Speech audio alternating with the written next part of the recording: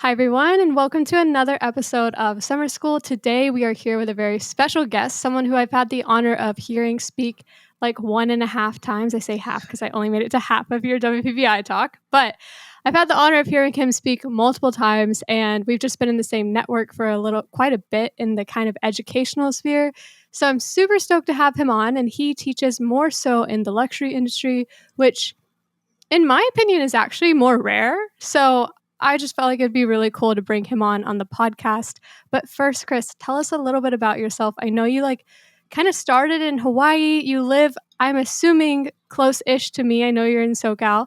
But tell us how you got here and kind of that journey that I've heard you share before of you've transformed quite a bit over the years.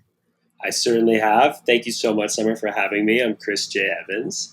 I've been doing weddings now this is my 15th season, which is crazy.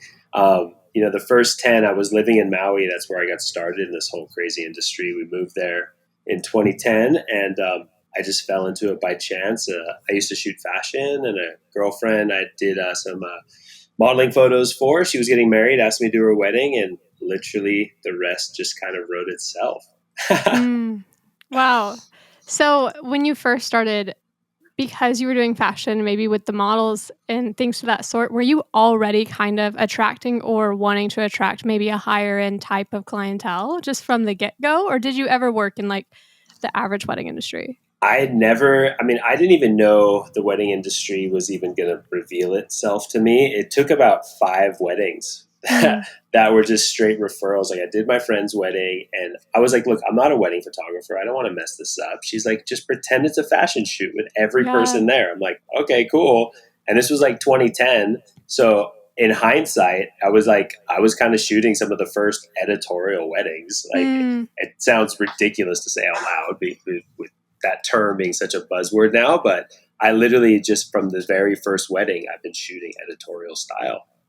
Wow, that's incredible. Honestly, yeah, 15 years, that's a long time. There's not a ton of people, there's some OG people that are still shooting and some that teach and some that enjoy shooting even into their, say, 50s, 60s. But a lot of wedding photographers don't even last that long, honestly. You know what I mean? Oh, for sure. And you know what it is? I love it though. Like, I love the storytelling. I love the people. I love, me, I love playing dress up and I love the food. So it's like, as long as people still think I'm cool and I'm producing work that people want, like, I'm going to be like, I will be there on the front lines because I love shooting weddings. It's so fun. What's your favorite part about a wedding? I know you just listed things, but if you had to pick a favorite thing about a wedding that's not shooting involved. I think it's the connection with the people. I'm such a hopeless extrovert. I'm an Aries, so it's like I need to be around people. I do my best when I'm when I'm in a crowded space, which is not the norm, I know, for a lot of people. But I love meeting people and learning their stories and then creating this body of work for them. I'm so driven by that experience, and ultimately, what I give to them at the end is so special for me. I'm also an extrovert, at least probably 70%, and honestly, I'm probably 100% extrovert, just with some social anxiety sometimes, and I used to always wonder how introverts do it, which I do feel like introverts have normally, in my opinion, a different style or taste. It's that I'm not categorizing all introverts this way, so don't come for me if you're listening and you're an introvert, but that kind of fly on the wall, that maybe more photo documentary style, just genuinely out of perspective and who they are as a person, whereas maybe that more in your face, inside of the party, maybe stronger posing. I'm not saying introverts aren't going to pose, but obviously given different personalities, you're going to approach a wedding day very differently. And man, I'd actually love to just watch a super introvert shoot a wedding. You know what I mean? Because I know what it looks like for an extrovert to shoot a wedding. I think we all know what it looks like for an extrovert to be involved on a wedding day. But I don't actually know that I've shot with a friend who would classify themselves as an extreme introvert, But I know it is such a different experience, and because I feel like our work is such a reflection of our personalities, and I think the best photographers, I think why we resonate with their work is because there's so much of themselves in each photo, so I feel like, again, not at all stereotyping, but I think the extroverts, their work is a little more like bursting with life and energy and like all this like extra sparkles. And the introverts' work tends to be a little like more subdued and internal and like still raw and beautiful, but just in a completely different sort of way, which I think is really interesting. I honestly think that's so true, and I even thought about, like, what kinda clients you attract, like, even in my own work, I'm a little maybe less maybe I'm less out there, outgoing than some photographers, and I know that because I'm not as, like, energetic on a wedding day. Like, I'm kinda just like, "This is what I want, this is how I'm gonna get it," and it's pretty, like, simple, and I attract clients who definitely want that. I know with them, if they were told to do a million things and run around in a circle, they would be, like, sweating. Like, they would be like, "I can't do this. You're overwhelming me." You know what I mean? But then there's the clients who need the photographer like that because they would feel uncomfortable and awkward and maybe not confident in how they look or appear because they're not being guided every second's being filled with, like, words and breath, whereas for me, I'm like, "No, like, it's fine if we pause," you know? So, it is true, but yeah, the clients I attract want that, like, they don't wanna be running around, they don't wanna be, like, talked to at every second of the day, You know what it is too? I think it's just reading the room and reading the energy, because I'll have in the same client, I'll have moments where they need that like very Mhm. intimate, quiet, introverted moment, and then they're relying on me to like guide them into that big crescendo too. So it's like, we have this delicate balance of being the conductor and So true. taking them on a journey. And I think my best portfolios, the ones that I love the most from like my favorite weddings, are ones that tell as much of that journey and arc as possible. I even say, like, the best wedding photographers are often, like, chameleons. Like, you can morph into whatever kind of person you happen to be working with Totally. that weekend, and that's a talent, like, that's a skill that I feel like is acquired over years of working weddings, For but sure. or just being in, like, a relationship type business, but honestly, that ties us into because I'm gonna stop talking about introverts versus extroverts because that wasn't on my mindset of Hot take things. day. Let's go. I know, that wasn't even what I was thinking we'd talk about, but I ended that saying relationships, and I'm like, that kinda ties me into I know you're really big on relationships and, like, in-person networking, referrals. I mean, even we've been at a good bit of the same events, and I'm not even going to that much, so if I'm not going to that much and you're at them, that means you're probably going to a lot of them, you know what I mean? I'm actually very pro in-person networking just with a baby. I wasn't going to quite as many this last year. I did go to one 39 weeks pregnant, that was crazy, but yeah, I know you're really big into that, and I don't think a lot of people talk about in-person networking. I have on the podcast a good bit, but I would love to know from your perspective how your in-person relationships really changed maybe the trajectory of your career, given even the first weddings you booked were from people just knowing you and wanting you to shoot it. Yeah, 100%. Like I couldn't there's no way I could have arrived where I'm at now if it weren't for the power of these in-person networking, high level networking, and networking that requires substantial investment, from Hmm. RSVP and engage, like that's where like the top of the industry is going in order to network with each other, Hmm. and I meet so many of my like coaching clients and new people. They're like, well, it's so expensive to go. I'm like, well, it's more expensive not to go. Hmm. It's like, sure, it could cost 12 grand with airfare, a ticket, and hotel room, but you meet one amazing planner who books you $100,000 in work that year. So it's Hmm. like and it's not guaranteed. It's not like you just go and all of a sudden you've got to like nurture relationships, and at that level, I think one thing people tend to forget too is they think, oh, just because you're there now, all of a sudden you've made it. Well, no, you have to nurture and foster and build these relationships because people can sniff out the transactors, I call them. If you're just looking for like a transactional relationship, that's not how it works. It's Hmm. building long, sustainable, true friendship that then blossoms into, work. I'm gonna ask another question that has to do with this, but I do know from your story, you used to do, like obviously, we were talking about high level networking, but you used to do, like, high not high le maybe not high level, high volume. Volume, yes. You used to do high volume in Hawaii. I did. Were you still in the luxury space when you were doing high volume, or were you more so in the average market when you were doing high volume? So, Hawaii is a really interesting market.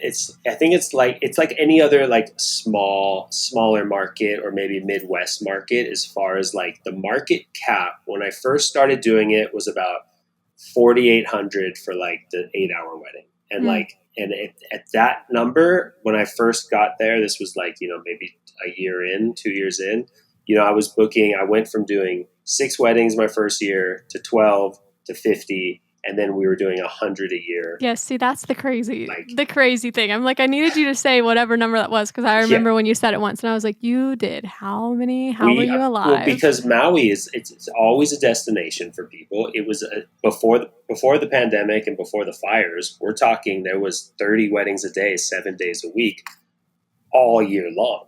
Mm. So it's like the amount of volume was just absurd, right? And I came out of the gate right from the beginning. I had, again, I did a lot of market research when I was starting, and everyone had the watercolor splash and the brush script logo. And I was like, literally everyone, like, this is going to be so easy to be different, right? So I just had a fashion forward font and leaned into that editorial thing. And I was the only one offering that look, that style, and then that caliber of service that I was learning from going to all these high level networking events and meeting the Mm. best in the world. And then it went into like overdrive. So I started raising my prices aggressively. So I went from like 4,800 to like 7,500, and then at like 10,000, everyone in my market, they're like, "Dude, you're crazy. No one's gonna book you." I booked 70 weddings at that number. So it was like Wow. it just kept growing and growing, and then I had my team, and then I was selling the associates. Like, so it was just the more the more I tested and tried to go higher, it was just automatically weeding out the ones I didn't want to work with and still capturing so much market share. And I really did try to preach to the community to like, guys, like, we control the market, because I think a lot of photographers, no matter where they are, they think the market controls the market, but that's not true. If you've got 30 photographers and everyone's, let's say, 10,000, well, then every bride or groom emailing them is going to be like, okay, well, it's obviously going to be 10,000. There's not one guy who's like 2,000 and then one guy who's 10 and one guy who's 6. We control the market. Mhm. And, and I tried so hard to lead everyone to that honeypot. and not a lot of people, had the abundance mindset to follow suit. For me, thank God, luckily, that when the pandemic hit, I had been able to save a lot of money. So I was able to kind of weather that storm, and a lot of people weren't, sadly, You which is why I'm so basically passionate about teaching on the luxury market now.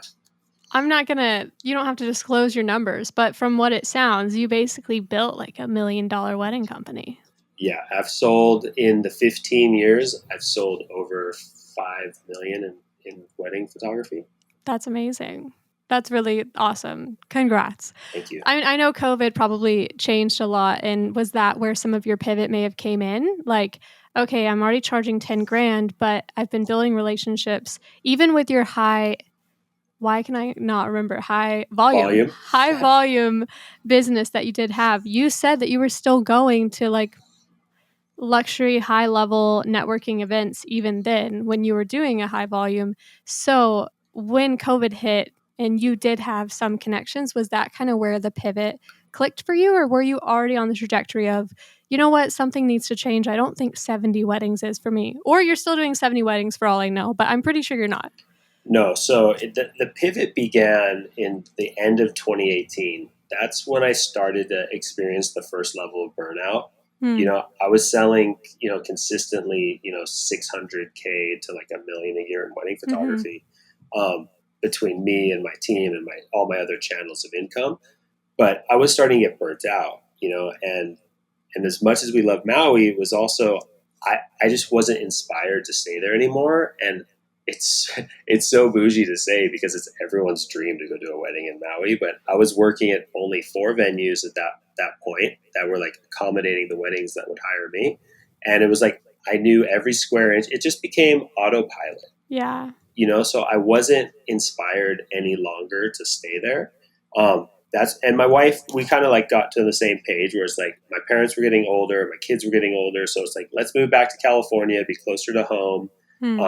and then I have access now to the world because I wanted to take my brand global. I wanted to be doing weddings in Italy and Spain and just and all these amazing places, and I just no one was going to hire a guy on Maui to do that. Hmm. So that's kind of where it started, right? And then by the time everything happened, we moved into our new home in Ventura, California, so up the road from you. It's our dream home, and it's actually in Oxnard. We're a block from the beach. It's like so gorgeous here, and that was 2 weeks before COVID. Oh.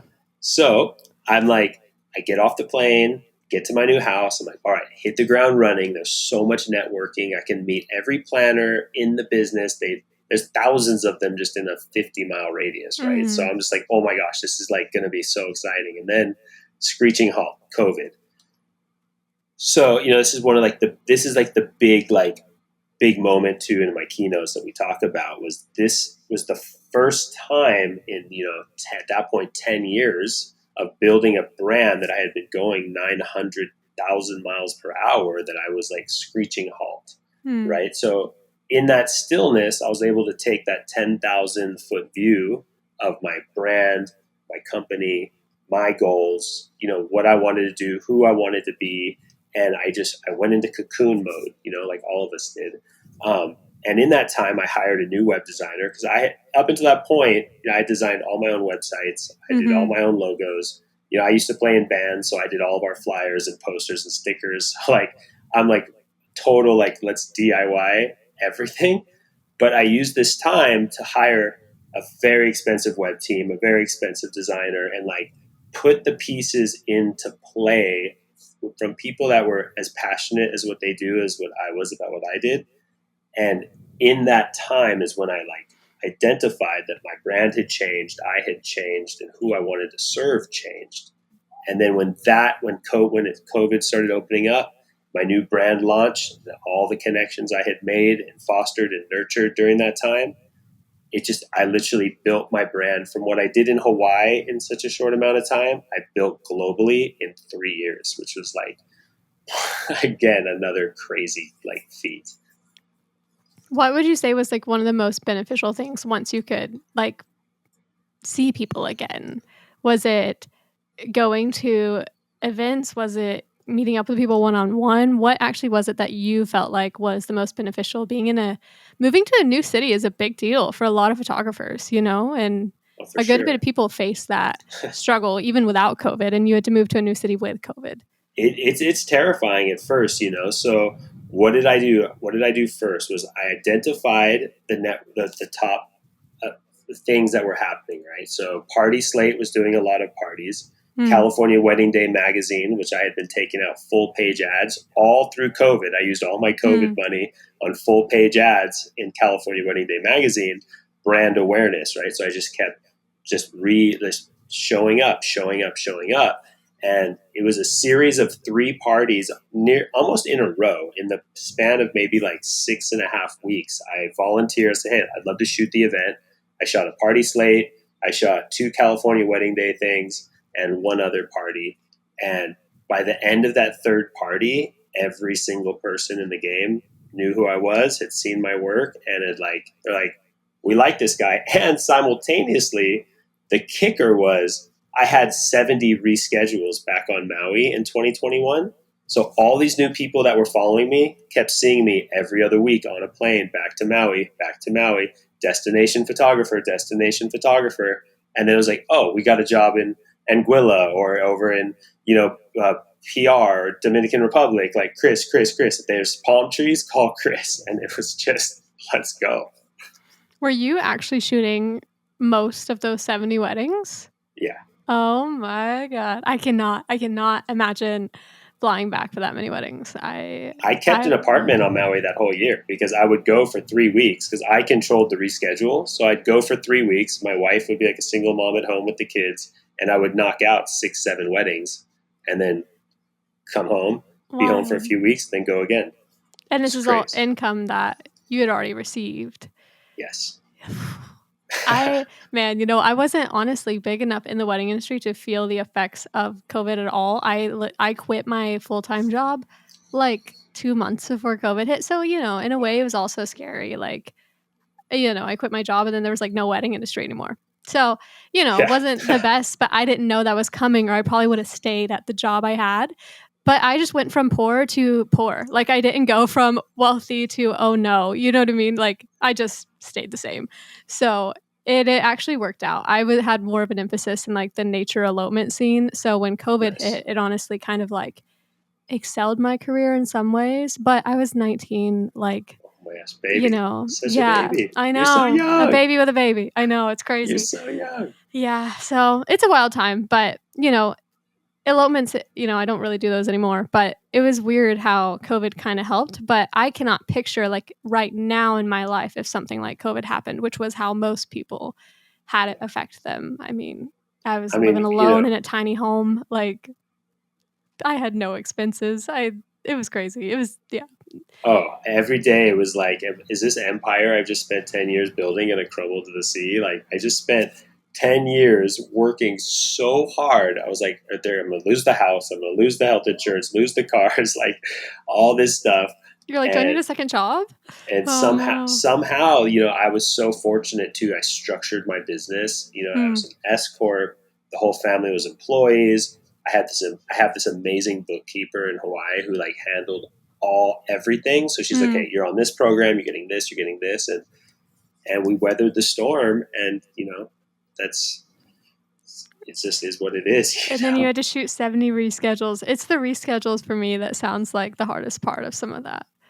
But you know what though, it was challenging, it was rewarding, and it was fun because again I love it. But wearing our masks for like so many of those weddings was a nightmare. Um, Literally can't. like it was crazy. Like, but It was a wild time. And then it'd be like the tease of like, "Oh, we're gonna get to shoot weddings again. Psych!" Like, COVID's coming again. Like, every time the, like, fall would hit, and then it'd be like, "Oh, yeah, now we can't do this again." yeah, Oh, man. But I can't imagine doing such a high volume and having something like that hit. It's one thing if you were, say, a luxury vendor that only booked 10 weddings, and you're like, "Oh, that's unfortunate. 10 three-day weddings, like, that's still a lot of work." But 70 weddings that you personally were willing to go shoot. no, it was I did, wild. like, It was wild. 40 once in my career, and I almost died. I was like, "Things have to change." I think we had, like, 35 for me and 5 with a team, so we had an associate at one point. This was high volume for me, you know? Yeah, And I swear in the fall, I was either on a plane, sick, on a plane, like, shooting a wedding, on a plane again, and then I got, like, married, and I, like, was on pneumonia meds, like, leading up to my wedding oh my because gosh. I just had no time to rest, and I was like that was my, like, light bulb moment of something has to change, like, this is not sustainable, and a lot changed, but yeah, it was a crazy time. I can't imagine doing what you've done, but you sound like you have more energy than me, so I do because also like I'm a surfer, right? So and I yeah. had all my surfboards on Maui still. So every time I'd go for 3 weeks, I'd be like, okay, I know there's gonna be waves. I'm gonna see my friends. Like, Mhm. so it was work, but it was fun too, So it was like that kept me going, and I do love the food and the lifestyle there. It's very healthy. I Um, don't know if you even wanna talk about this, but what kinda systems do you personally feel like are good in your business that oh yeah, enabled you to shoot high volume? Did you have editors? Did you outsource anything? I feel yeah, sure that you are not doing every single part of your business. Even now, I'm sure you're not. I know you're probably doing less weddings now at a higher market, but yes. either way, I'm sure 15 years in the business, there's no way you're doing everything yourself. That wouldn't No, be I have sustainable. I have an amazing team. So I trained this amazing guy in the Philippines who's since built a team for me. Wow. So basically, I still handle all the file intake and final file management on a job. I can't trust anyone with that. So I import all the files after a wedding, and then I put together my preview for the couple the next day. No matter what, no matter how late it is, they're always get the client and the planner are always Hmm. getting a preview collection within 24 hours. And then I send my smart catalog, smart previews, and Lightroom catalog to my guy, who then, when we have a lot of things, he sends it out to his team.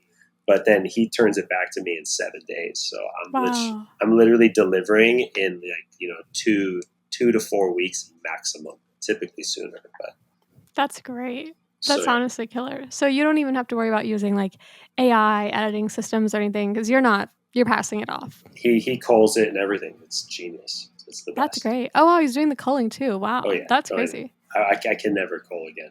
Do you have any like systems in your business that aren't editing or culling that you enjoy letting Um, go of? I mean, you know what? I still like to have a lot of control. And again, I'm not casting a giant net, Yeah. so I'm fielding, if we're having honest talk, I field between 8 and 12 inquiries a month. And of those, I end up booking, 1 to 3. So I'm only looking for 12 to 15 incredible weddings a year now. And then my team, the hotels, they send me things all the time for collection weddings that I just send my team to all over the world. Hmm. So, I'm trying to get those guys up to 50 weddings a year. Um, and then I just do my 12 to 18 like primo ones. Does your team have like a different brand online or is it all funneled under you? It's all funneled under me. So you have like an associate, like a, I guess what some photographers would know as like an associate Yeah. program I call of I call it sorts. the house of CJE. So, and I have Hmm. photo and video, and we can pair. I'll pair the right team member for the right client as well. Are they in like, I could be asking way too many questions. You can No, always tell me to stop. But are please, they in yeah, like a different price bracket and market as well? Or are they for in sure. the same one as you? No, no, no. I won't send those guys. I won't send my team to one of my elite events. Mm-hmm. It's a different, It's a different, it's a yeah. different thing. But they come in. I'm booking out at about 3,500 per hour on average, and my team myself are about 1,800 an hour. Hmm. So and then you just do the math. It's a 20-hour wedding weekend. Blah blah blah blah blah. Yeah, I mean, that's incredible. I think that's a really smart way to go about it. When I did have an associate, she was also at like a lower pricing than I was because also one, I didn't feel comfortable no matter how good she is, she's not me and I'm Yeah, the face of my brand. So I think if you were like, I don't know, some brand that had nothing to, it wasn't a personal brand, then it's fine, just send totally. the team members. But how did you personally find a lot of the team members that you trust? Because I trained my husband and I don't trust a ton of people to shoot with me, but I do trust him. He can shoot things completely on his own now because I trained him. But when back in the day when I did hire second shooters, when him and I didn't know each other, um, I just did not have the best experience. And I think a lot of photographers probably face that where they're like, I don't want to hire seconds, thirds, fourths, whatever. And you see this beautiful Instagram and then they like end up delivering you these photos that like suck. Let's be real. For Like sure. finding team members that you can trust to do 50 weddings. It's not like you only have one person. Like you So, probably have a wide team, you know? so what was the greatest part about when I was in Maui was the volume, and yes, it's a double-sided sword. But with the volume, my guys, you got to do 20 weddings with me before you can be a lead. Hmm. Right. So I had this gift of how long it would take most second shooters to do 20 like real weddings. It's like a long, Yeah. long time. But so I was able to provide so much work for everyone with such hands-on detailed training, you That's know, so good. and they're all my guys on Maui, everyone's surfers. Like that was like prerequisite. You have to share my lifestyle brand tenants. So you got to be like into fitness, health, wellness, surfing, and like that whole vibe because that's, again, I've built a brand that's so much more than just photography. It is a lifestyle brand. And I think that's been one of the most important elements of the acceleration that my career has had was because I've been selling an experience and delivering a product, Hmm. and with that, who doesn't want to hang out with some cool surfer guys that take pictures? It's like Yeah. so fun. No, I mean, that's incredible that you had such a high volume that someone could learn off of you for a good bit of time before going off and having to do their own. If someone's only doing 20 weddings, like, and you need to train 5 people, Yeah. you might just need to go take a field trip for a weekend or something, Oh, you for know? sure. I mean, even my third shooters were like becoming incredible photographers quickly. Hmm. So Yeah, we've had thirds with weddings, and those I don't stress as much about because oftentimes they're not needing to get moments. But yeah, one wedding they had to shoot like basically reception details completely by themselves. and she killed it. So it was fine. That's But perfect. it's hard when you move to a new place to like meet those kind of connections. There's a ton of people that want to do that. They want to second, third, fourth, whatever, carry a bag, change film, whatever they want to do. Yeah. That's great. But at the end of the day, like, I need to know that you know your camera settings because I can't use a photo that's like unusable, you know? More importantly, I need to know your people settings, right? Yes. Yes. You know, That's honestly so true. They and your need to. wardrobe and your wardrobe. Like I've had guys show up in wrinkled clothes, and I said, "You can't work today. Sorry." Bye. Are you one of the guys that, I mean, I know how you dress when I see you at events and stuff, but your team, are they coming like full tux, full suit, full attire? Yeah, that's tenets of my brand. If it's black tie, whole teams in tuxedos. Mm, Cocktail party, we're all in black or navy suits. And that's with awesome. all the accessories, like the CJE starter kit, you get your tie bar, you get your Gucci sunglasses, you know, and then you kill it for a year and you get a nice watch for And Christmas. you're providing this for them. What a nice boss. You guys, if you are really talented and you need work, it looks like you're supposed to go find Chris. Man, well, let's segue to some of the like education you've been doing Yeah. because I also know, well, and I don't know if this is new, but I do feel like some of the brand has been a new advertisement I've seen, which tell me Yes. a little bit about what's been going on in that world. I know that I've seen you speak on building like a luxury brand and what that entails, like you said, the Gucci sunglasses and how you want to posture yourself at weddings and things like that and how other people can learn from that. But what are you actually doing? Because I should know this and I don't. So tell me and the world about what's going on. For sure. So it all started because I was creating these really beautiful second shooter guides for my team. Like, you know, here's your guide, your digital PDF that's just gonna give run through the process and like the must gets. And then the light bulb went off. I'm like, this is like such valuable content. So again, I hired a designer, an incredible designer, to up level the work that I had done. Hmm. Um, you know, it's like hiring a producer, like when bands hire a producer, right? So I found my Rick Rubin, if you will, and he just put together all of my guides into I have four really beautiful products that I'm offering right now. I've got they're called the Mastering the Art of series. So we've got Mastering the Art of Bridal Portraits, Groom Hmm. Portraits, Flat Lays, and Tablescapes. And not only is it all beautiful examples of the work and the angles you should shoot, but a deeper understanding of the mindset behind why each of these photos work, why each of these photos will attract a luxury planner, and why each and every one of these photos will perform on social media as well. Hmm. Wow, that's amazing. So the idea was genuinely stemmed off the fact that you already had to train like a million team members. So you're like, why not give this out to the world? I mean, you know, for $99 a pop, let's go.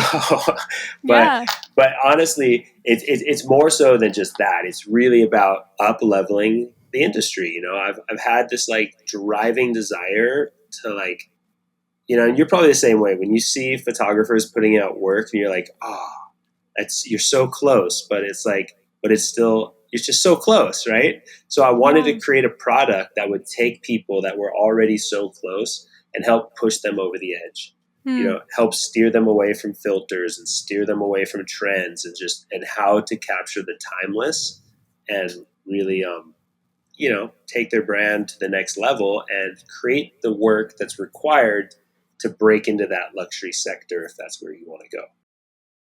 Okay, so I know that you also like in who you are, you like luxury things. You appreciate those finer things in life and you kind of align with the industry in that way. And for people that don't, maybe the luxury industry like wouldn't be maybe the best fit for them. But for someone that does, like what would you say is something you genuinely love about the luxury industry that isn't like that doesn't really have to do with photo? Like what do you like about being in this space? Because some people might not align with it, but for those who like are like, you know, everything they're saying sounds so cool. I want to figure this out. Like what would be an appeal that you would love to tell them about, you know?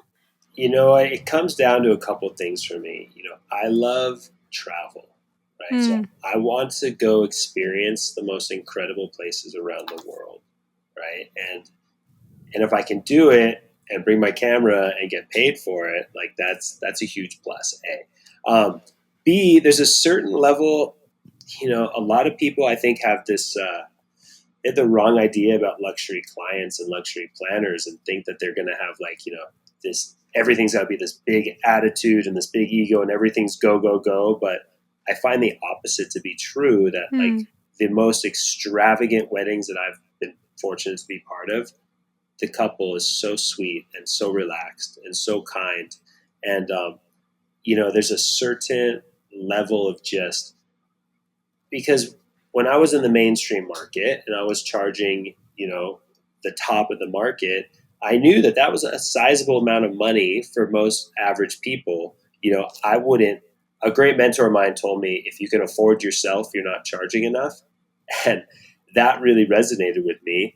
And, getting into a point where the amount of money that, and I don't want to make this about money, but the resources luxury clients have are so much deeper than the average client, that they're able to enjoy these experiences for what they're truly worth to them, and not about making a sacrifice of, oh my gosh, now I'm going to have to like work twice as hard to make my car payment or this and that. So there is a certain relaxed vibe, which people I think get mistaken in the high end market.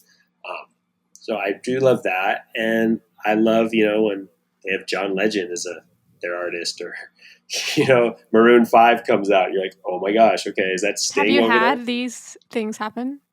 Oh yeah, Okay, so fun. I saw recently a videographer I'm friends with had like Rufus Du Sol DJ the reception, and I was yeah. like, that's pretty sick.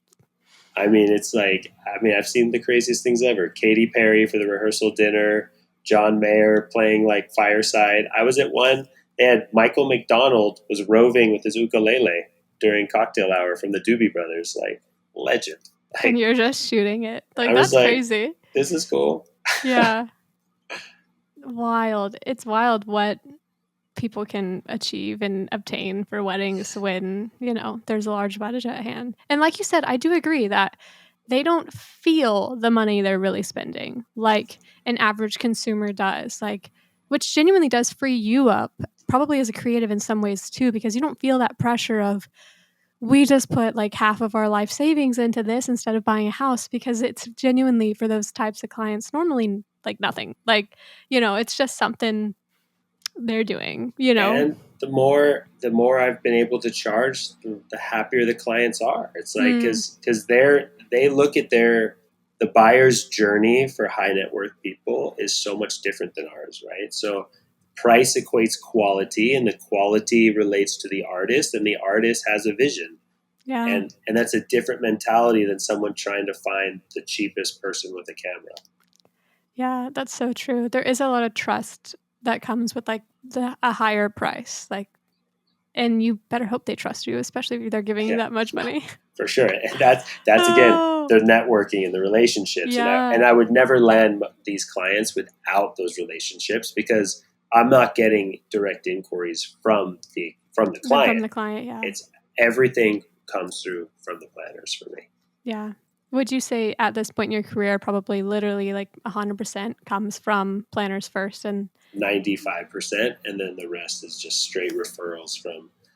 I've been on one job and I booked like five bridesmaids from that one wedding, so it was like mm, dun, dun, dun, dun, dun. So if they see me in action, that's like the best, and then if it's a planner, that's the next best, and then if it's just word of mouth or someone's like, I have to have you.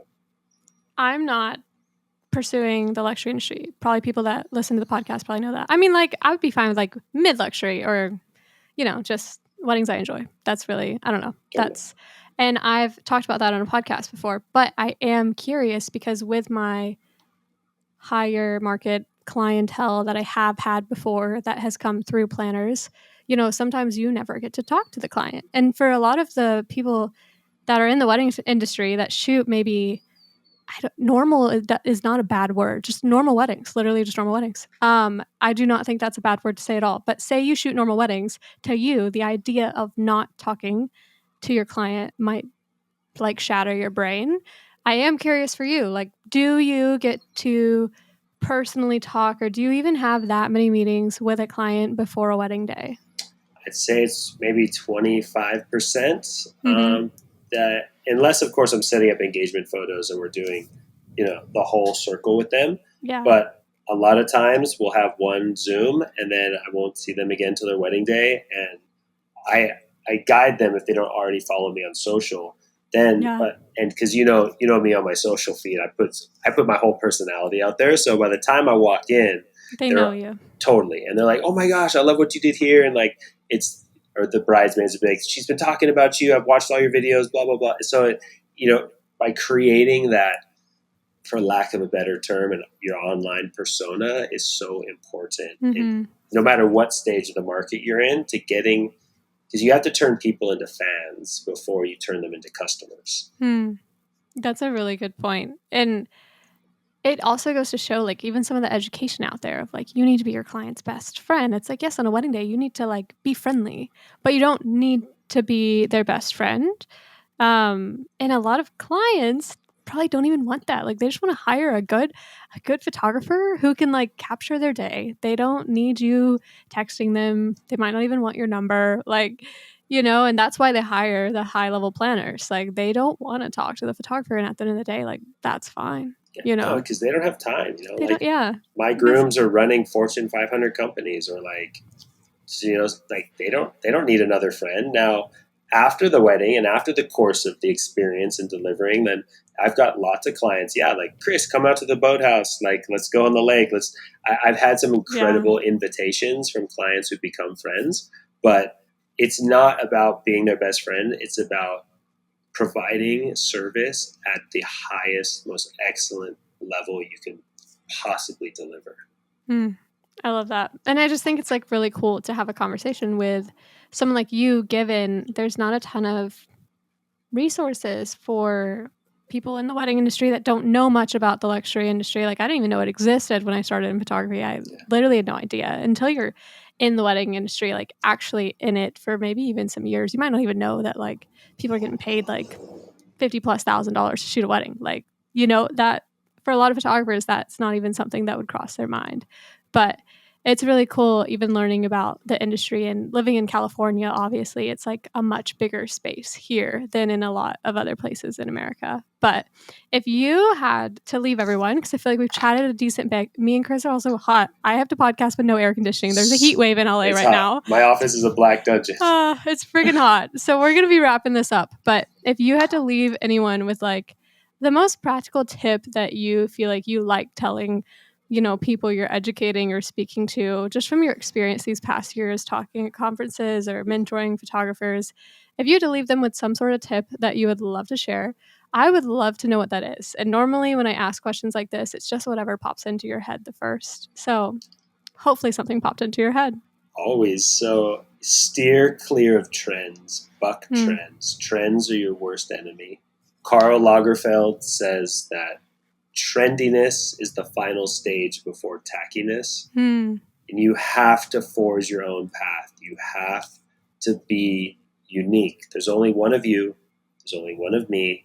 Like, don't ever try to be anybody else. And use trends to identify where the crowd is at, right? But if you're just trying to do the same trend, you're going to be lost in the middle of the crowd. You have to figure out a way to be, do I want this or do I want this? Do I Hmm. want this or do I want this?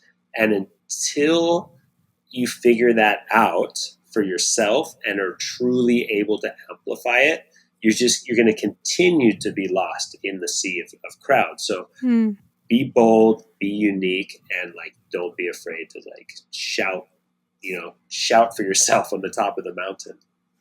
100%. I love that. If you don't know yourself, you can't really, like, show yourself? So, I step like 1, that know line. I yourself. like that. Step Yes. 2, like, be yourself? You gotta do that, especially if you're gonna run a business that's sustainable, can go on for 15 plus years, like Chris Evans. So, Chris, let's wrap this up with telling everyone that might be listening audio only where they can find you so they remember when they park that car to look you up. But it'll be in the show notes and in the description and in the blog. But if you wanna go ahead and tell everyone, like, where they can find you, where they can find your education, maybe where they can just connect with you, maybe hit you up. And yeah, I would love for you Perfect. to say that. So on Instagram at Chris J. Evans Photo, shoot me a DM. I will always get back to you. My education platforms, chrisjevanseducation.com. And then my website's Chris J. Evans. I've got incredible mentorship programs, one-on-one coaching, all those amazing digital PDFs we talked about. And I'll even throw in a special code for all of the listeners of your podcast to get Amazing. even extra discount. Let's go. Hey, so fun. Well, for everyone listening, if you enjoyed listening or watching this episode, I would love if you shared this with a friend. Maybe you have a friend that's trying to like up level their experience. Go ahead and share this with any of your friends you feel like would benefit from this. And if you don't know, I have a community for photographers called Summer School. And I know you're thinking this podcast is called Summer School Summer. Well, yes, this is the free edition of what there is inside of the community. We have classes, we have speakers, we have community, we have general discussion boards. You can ask questions. We have people sharing even paid gigs. So if you want to join Summer School, go ahead. There's a link in the description. I would love to see you there. And I cannot wait to see you guys next week. Thanks so much, Chris. Thank you so much. Bye, guys.